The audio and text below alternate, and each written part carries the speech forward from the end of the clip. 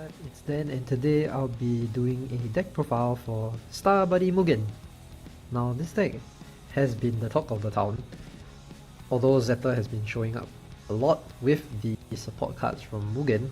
However, Mugen as a deck himself is actually pretty strong, so I cooked this up and he managed to cook some Zetas in the process. So I got to eat grasshoppers today. So let's go through the deck.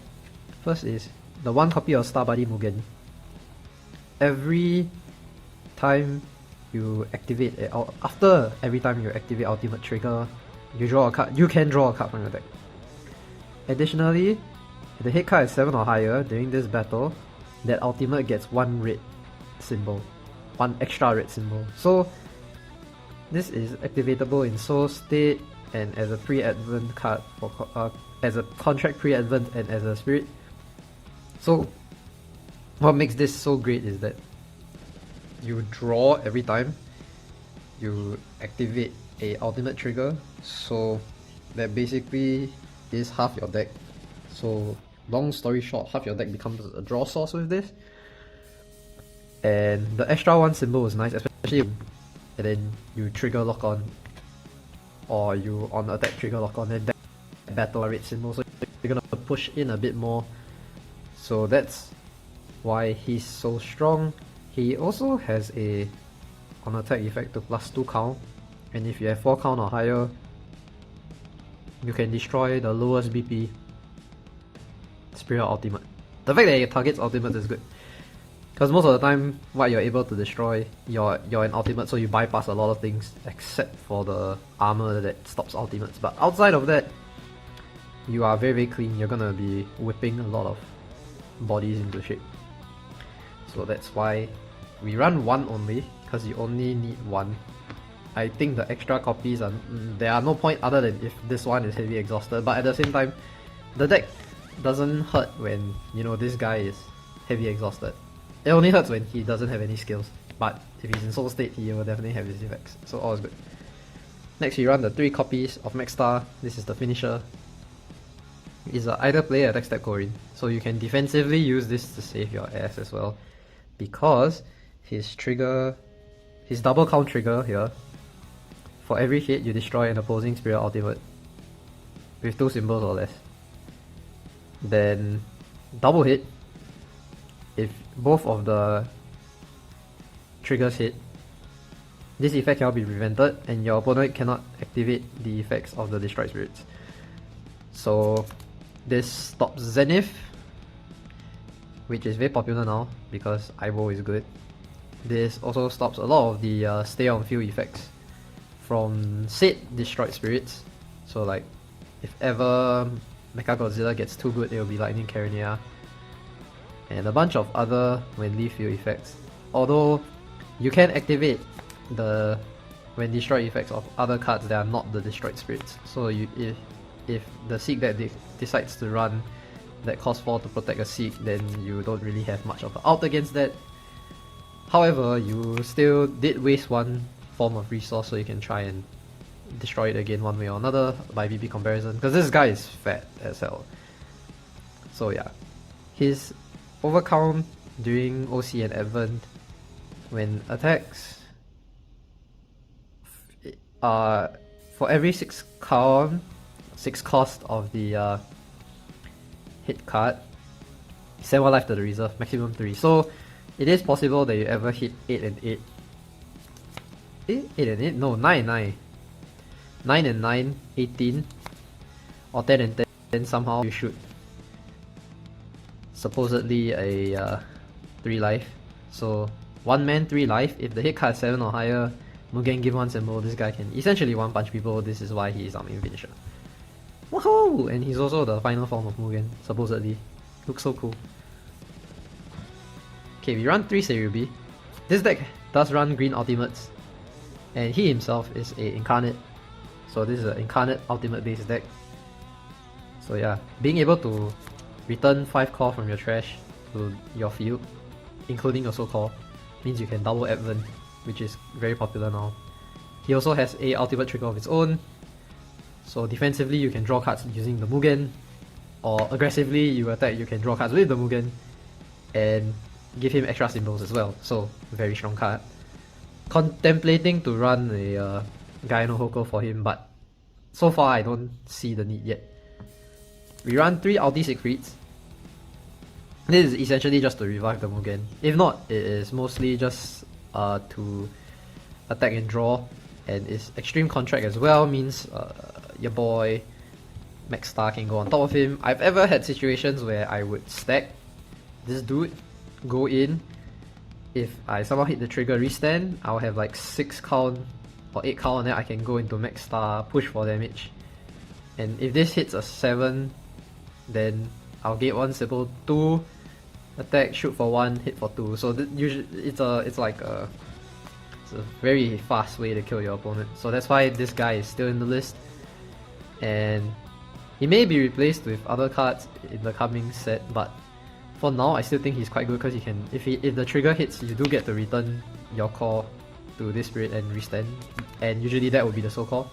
So again, double advent is very popular and very good for this era. Being able to stack multiple times over your chibi is always good. We run 3 Cosmos, good removal on attack and on Korin.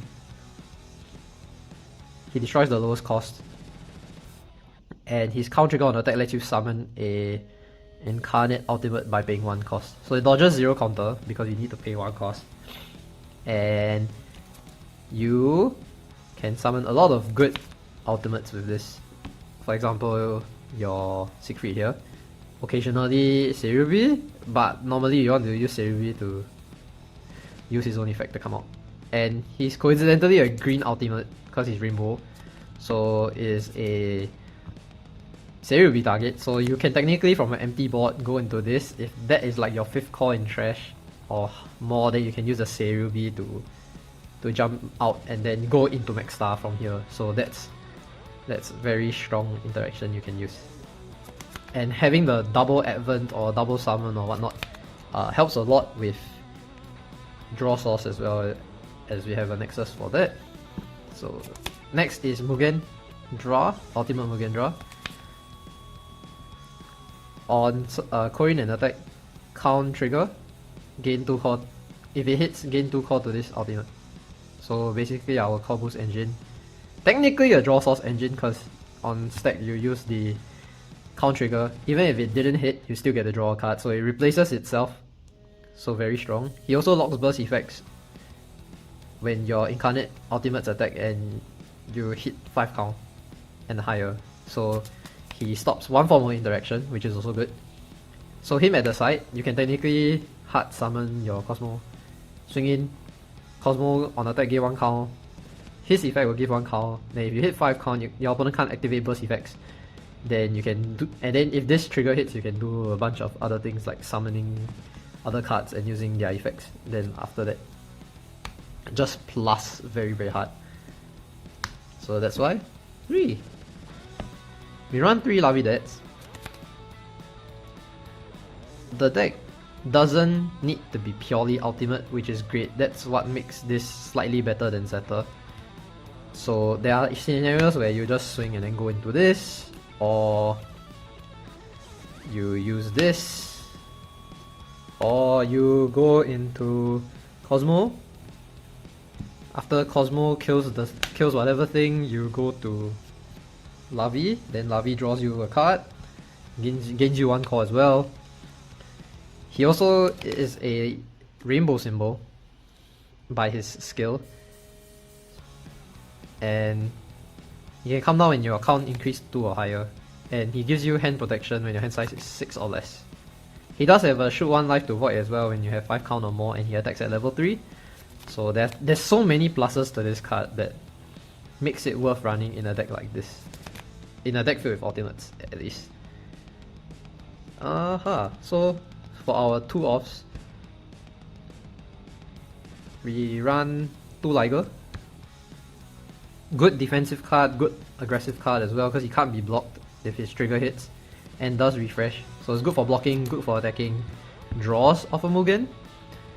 Easy to summon because you just need a cost 3 and higher Spirit Ultimate, which technically you have in the form of Lavidet. You can summon it off the Cosmo or as of normal burst effect. But normally, depending on the matchup, you may not even get to open this, but a lot of matchups you do get to open it, so it's still great.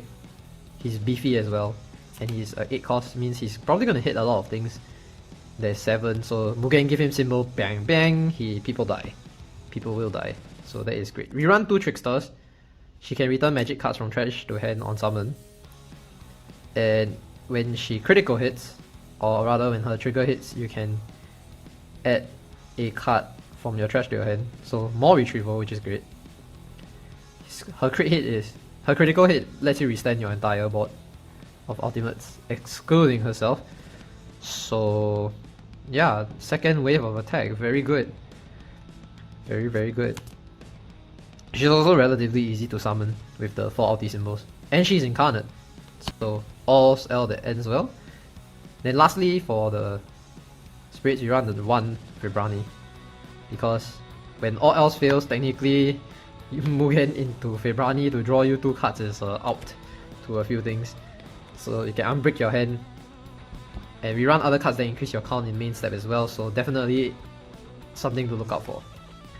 So for the magics, we run only 1 set of defensive magic, 3 Diamond Wall, because the deck is a bit more aggressive and a lot of interaction in the ultimates, so there's not a need for more than the 3 Diamond Wall defensives. Although if I had a choice, I would also consider 3 Burst Walls, but so far 3 Diamond Walls has been working well. We run 3 Fourth Brights. This is supposed to be Neo Double Draw, but there are scenarios where I don't want to invest in my so-called to put a ultimate on the table, or hardcast the said ultimate to draw 3. Rather, I just need 2 count, I can draw 3. So that's why it's Fourth Bright Draw instead of Neo Double Draw for now. It may change later depending on how things go, but I still think competitively wise this is a better choice, because you can do it on an empty board and add 2 count, while the other one needs an ultimate, which is not easy. 2 Laser Volley, mostly to deal with Frozen Volcanoes. The deck draws a lot, I don't like Frozen Volcano. And its Flash effect lets you negate Diamond Walls, or Burst Walls activated in Flash Timing, or other white spells. So, and it also negates Overstar. So if you're ever against the mill deck, then you know you need to punch the guy to death, you can use the Laser Volley to cancel out the effect. The best part is that the deck technically easily gets red symbols, so this 6-4 isn't the hardest thing to accomplish as well, so I think it's very good. Speaking of red symbols, we run 3 copies of the PC Nexus. It has double symbol, so it's great. It basically lets your Mugen come out for free, but usually you want the Mugen out first, because when you have a Mugen, hard once per turn, you plus 2 count and open the top 3, add 1 ultimate to your hand. If you have 4 count or higher, you add an additional one more ultimate. So Searchers gives you count, and his level 2 effect, when your cost 6 and higher ultimate attacks, you destroy a 15k and below Spirit Ultimate. So it clears board, it searches cards, it gives you count. So this is a very, very strong card. Or rather, it's like a core piece as well. It has a red symbol again for Laser Volley, which is great. So ish people off very, very easily. We run 3 copies of the Kiraboshi Spaceship, because the Mirage effect lets you pick up incarnate cards when your trigger hit a card cost totaling 5 and higher. So even double triggers, if the total adds up to 5, you can take back a card from trash to hand. So it's a good value. You can retrieve your finishers again, your extenders again, and a lot of other cards in this list. So very, very nice. And his level 1 effect is the one that appeals to me the most, because when you summon or advent a incarnate ultimate, you gain 1 count. This is not once per turn, and it's not limited to once per copy. However, there is a hard once per turn, must draw a card. So it does step on hand size increase burst unnecessarily sometimes, but the fact that you can add count on your turn and your opponent's turn aggressively by repeatedly summoning or adventing your Spirits Ultimates, which is why I say earlier in the video that having multiple advents and multiple summons make this deck very good because of this Nexus alone. Although the only downside to this is it's a Rainbow Nexus that is cost 3 and below, so you do lose a bit to the dog, Izanami Izanagi dog, Koma Inu. So you do lose a bit to that if you do see it. However, depending on your meta, if you don't expect to see, if you do expect to see the Koma Inu, then of course you will set this as a Mirage instead. You wouldn't put this on the board, although you would still want the one copy on the board so that you can try and accelerate your counter, kill the guy before he can do the damage to you. Or if he really did, if he already, you have to find an out against that deck as soon as possible, because once that deck stalls enough with the Grand Walker, then they will steamroll you in the long run because they snipe and send calls to trash, which is not what we like. Last but not least, you run 3 Aderas, the last red symbol of the deck. Whoa.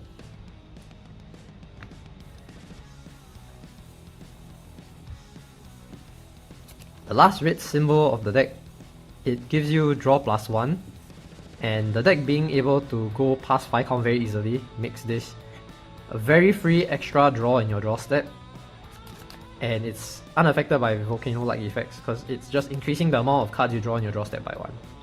So it's great. It gives you count on deploy as well, so that helps with the count acceleration for Aibo. And yeah, that is the deck profile. I hope you guys enjoyed it. The list will have improvements in BS66. I really do hope to cover the deck when it comes, or rather at least have the cards to make the deck. And if you guys like what you see, do hit that like and subscribe and ring that bell so you can get the latest notification whenever I make new videos again. And you can also hit up my Discord channel in the description and Facebook page as well, so that we can share knowledge of Battospi together. So I hope you guys enjoyed. I'll see you again in the next one. じゃあねー。